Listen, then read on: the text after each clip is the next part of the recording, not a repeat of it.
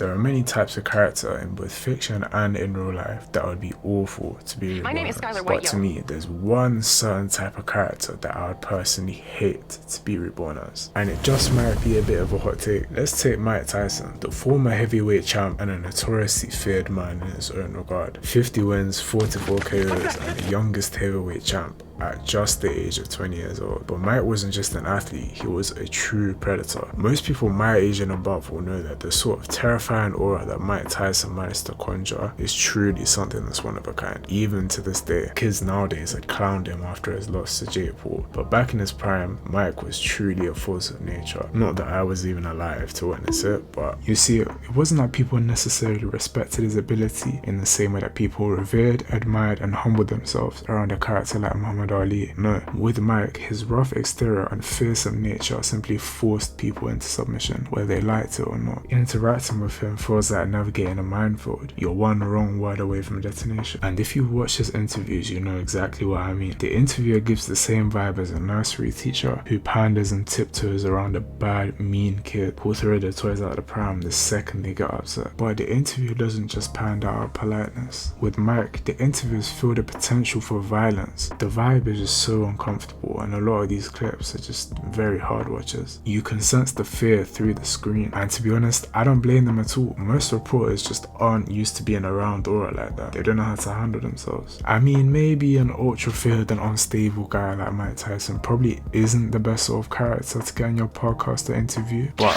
alas, the dynamic often feels like the interview is just performing for Mike. The interview is like a jester nervously entertaining a reclined king, just one bad joke away from getting trapdoored straight to the shadow realm. And side note, the only person I've seen act normal around Mike is Snoop Dogg. Everyone else just pandas or shrinks. I guess bro's just really chill like that. But here's why that gesturing behavior just feels so cringy to me. It's high risk but high reward. If you land the joke, great, you're entertaining. But step out of line or misread the room and everything collapses. There isn't really a chill middle ground. And to me, it kind of just feels like validation seeking in a sort of disguise. And this is why I wouldn't want to be ultra feared. Being so feared can easily allow the other person to default to gesturing, and after that, conversations would rarely feel real. There would be no grounding, and it would be pretty cringe to just constantly watch people pander and gesture over me. Like, get off my meat, bruv. It's kind of like that one anime trope where a powerful character, usually the antagonist, will walk into the room and a bunch of fodder side characters will be like, oh my god, that's so and so. He said to have defeated 1,000 men in unarmed combat whilst getting himself a lineup. Oh my god, we are so cooked.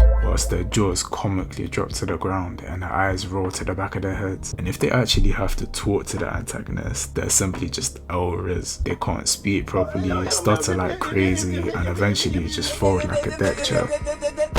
And mind you, the guy may have just asked them for basic directions or something. Nothing crazy. I don't know, maybe I'm on my own here, but surely a rational person would understand that just because someone is stronger or more powerful than you doesn't mean that they're just gonna smack you at any minor inconvenience. But to get back to the point, being the feared type might sound cool, but in reality it comes at a huge cost. If you press the button that made you instantly feared by everyone, sure, no one's gonna bully you, yeah, but you'd pretty much sever any chance of ever having a normal, genuine interaction ever again. And let's be real, deep and genuine connections are one of life's greatest treasures. Imagine waking up tomorrow as Jeff Bezos. Immediately, you lose the potential to ever find a future wife or partner that's really into you, for you, and not just for your billions. Being ultra feared has a similar effect, except you sever connections with everybody else but your wife or partner. You see, when you let people know that you're quick to anger, everyone around you starts walking on eggshells, and before long, they're not being honest with you anymore. In being aggressive and snappy, you basically train people to lie to you. Many of you will have ultra strict and snappy parents. And think about it, are you genuinely open with them? Can you really have meaningful conversations where you call out behaviors that you don't like, things that bother you? Probably not, right? You see, when you blow up over feedback, the other person just won't bother next time. They'll keep their thoughts to themselves, not because they agree with you, but because it's easier than dealing with your reaction. And this is why I'd hate to respawn in as the ultra feared type. People will just lie to to keep the peace. They wouldn't be likely to get vulnerable, and they definitely wouldn't call me out. In being feared, I would lose the chance to ever get any sort of feedback or honesty from anyone. I'd be losing the opportunity for a meaningful back and forth that makes growth and life itself possible. And we can take the same archetype even further if we crank the fear factor up a little bit. Let's touch on a certain somebody within fiction. The boy's very own, notorious and all-powerful Homelander. You see, in the real world, one single person doesn't really have that much of an advantage over another as we may think. Yeah, the average 7-foot behemoth would mollywop the average 5'9", but the 5'9" can simply just rally people together, and so can the 7-footer. So it cancel out the heights, and it's more about the quantity of people rather than the quality of people. But within the boys verse, where people just casually have superpowers, Homelander stands out as a king amongst kings, a league above all the other supes. He possesses super strength, speed, durability, hearing and senses, laser eyes, as well as flight. And not to get into power scaling, but even amongst his own verse, there are only a handful of people that can even ramp on him. The point is that Homelander as a mere individual reigns as one of the most powerful entities of his world, that is in both muscle and political influence over entire governments and political institutions. And so Homelander's aura inspires fear on a level far beyond the Mike Tyson type. Homelander doesn't just intimidate reporters into awkward submission. He uses his power to threaten entire institutions into erasing evidence of his destruction, covering up his war crimes,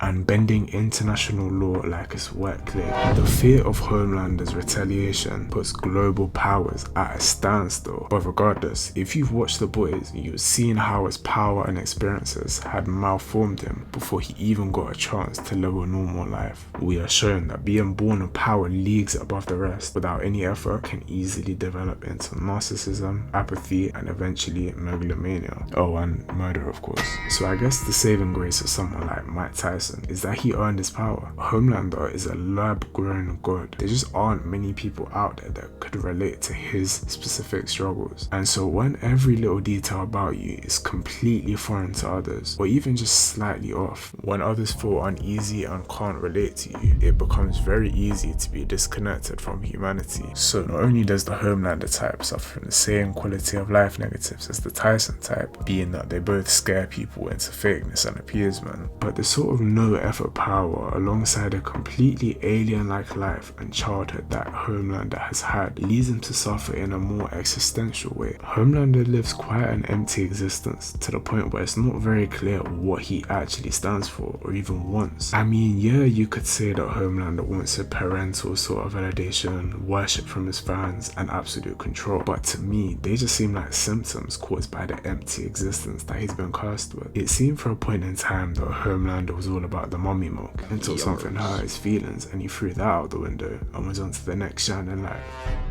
Ultimately, the reason Homelander is so scary to us as the audience is because of his unpredictability and instability. I mean, he doesn't even know what he wants himself, a true man-child. But yeah, being ultra feared and what comes with that is far from ideal. And to really drive this home, I'm gonna cook the same point from a different angle. Bringing things back to the real world, we can see how growing up with excessive wealth, fame and attention can just as easily stunt a person's character as growing up with Homelander level power can. Look at the child stars of the world. You got the Justin Biebers, Jaden Smiths, the people who were global superstars as mere children. They're often mocked for opening up about feeling alienated and misunderstood. And honestly, how many people could they even talk to about it? How many people would really understand? Right now, he's having 48 hours with Diddy, him and his boy. Oh no! The kind of struggle, failure and loss that most people go through are often the ingredients that shape someone into a person others actually want to be around and can relate to. They build humility, perspective, and most importantly, connection. But the child star is thrown into the deep end before they've even learned how to swim. And the world already thinks it knows who the child is before they've even had a chance to figure it out for themselves. Bear in mind, I'm not saying that the child stars are out of touch because they don't know struggle. It's actually far from it. Child stars didn't grow up with regular grounding problems. Instead, their challenges are completely bizarre and alien to almost all of the population. How many people are averse in processing criticism from millions of strangers? How do you build a sense of self when your identity has been public property since you were a juvenile? Eventually, the child star loses their ability to connect to relate and to empathize. They don't speak the same language as regular people, and how could they when no one around them has lived their life? So yeah, you may see some people on the internet now and then acting quite out of touch, but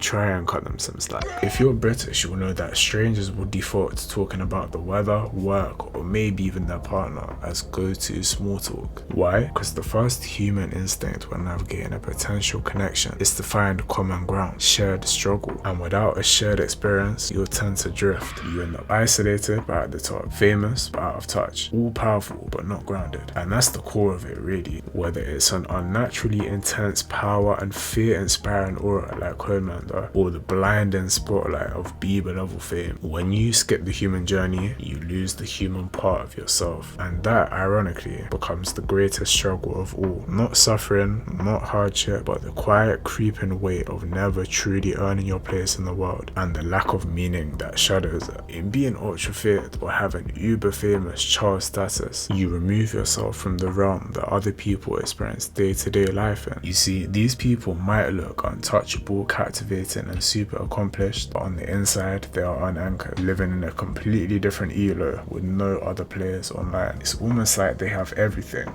except for the one thing that truly matters, the humble, uncelebrated gift of simply being another human amongst humans.